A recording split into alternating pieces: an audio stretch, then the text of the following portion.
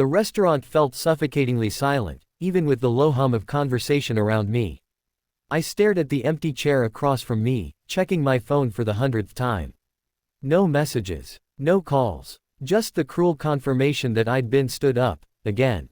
Sarah Matthews had never felt more invisible than she did at that moment, sitting alone at a corner table in Milano's, a cozy Italian restaurant where couples laughed over candlelit dinners and families celebrated milestones she was beginning to think she'd never experience. At 34, she'd survived a brutal divorce, built a successful career as a pediatric nurse, and convinced herself she was okay with being alone. But tonight, dressed in the blue dress her sister insisted made her eyes sparkle, she felt like a fool. The waiter approached with sympathetic eyes. "Miss, can I get you anything while you wait?" "Just water, thanks," Sarah managed, her voice barely above a whisper. She wouldn't cry. Not here. Not again. She was gathering her purse to leave when she heard it, the patter of small feet racing across the polished floor. Before she could process what was happening, two identical girls, no older than 5, appeared at her table.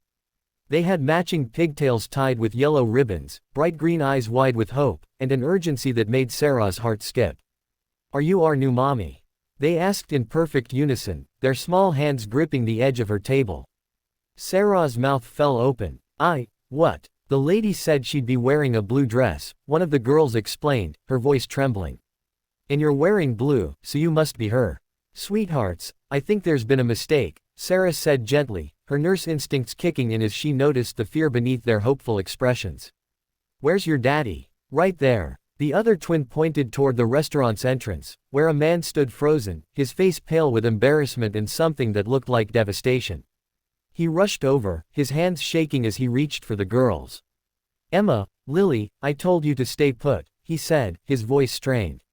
"I'm so sorry, miss. It's been a difficult time." Sarah studied him, tall, with tired eyes and disheveled dark hair, wearing a button-up shirt that looked hastily ironed. But it was the exhaustion etched in every line of his face that caught her attention.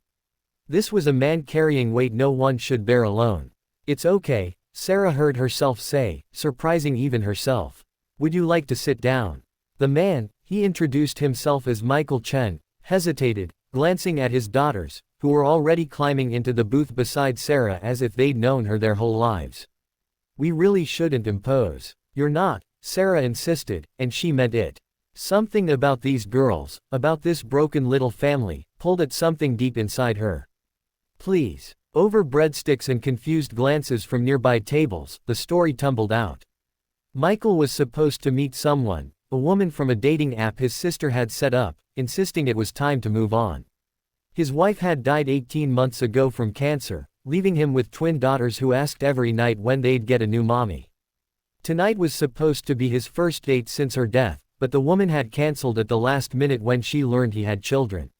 She said kids were a deal-breaker, Michael said quietly, cutting Emma's pasta into smaller pieces without thinking. "Can't really blame her. Not everyone wants someone else's baggage." "They're not baggage," Sarah said sharply, surprising them both with her vehemence. "They're beautiful little girls who deserve the world." Lily leaned against Sarah's arm. "I like you. You smell like cookies." Sarah laughed despite herself. "That's probably the vanilla hand cream I use at work. I'm a pediatric nurse. Like the doctor who gave me a shot?" Emma asked, her eyes widening. "Similar, but I mostly help take care of kids when they're sick or scared. I try to make them feel better." "Our mommy used to make us feel better," Lily said softly. "When we had bad dreams, she'd sing the butterfly song." Sarah felt her throat tighten. "What's the butterfly song?" The girls exchanged glances, then began singing in their sweet, off-key voices about butterflies finding their way home. Sarah noticed Michael's hands trembling as he listened, saw him blink rapidly and turn away.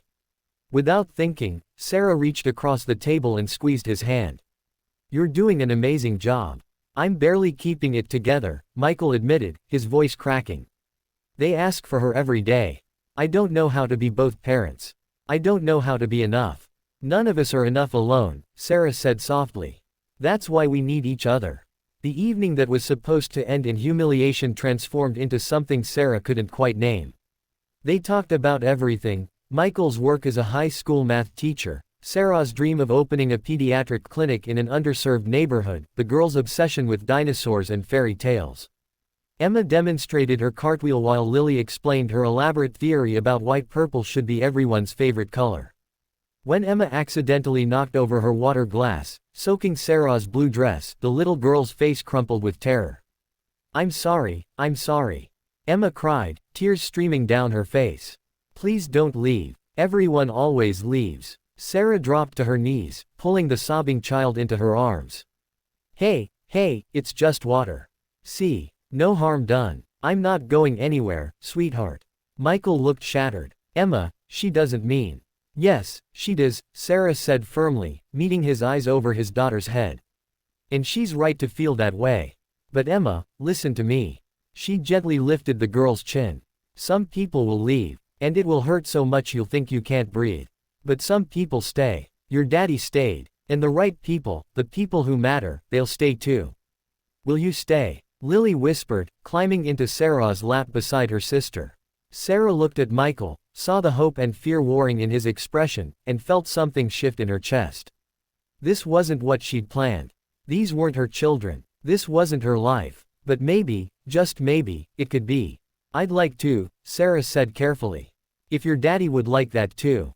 3 months later, Sarah stood in the same restaurant, no longer a stranger dining alone but part of something she'd stopped believing existed.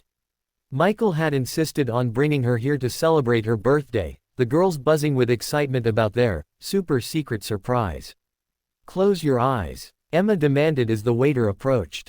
Sarah obeyed, feeling Lily's small hand slip into hers. When she opened them, there was a cake with candles, and 3 voices singing off-key.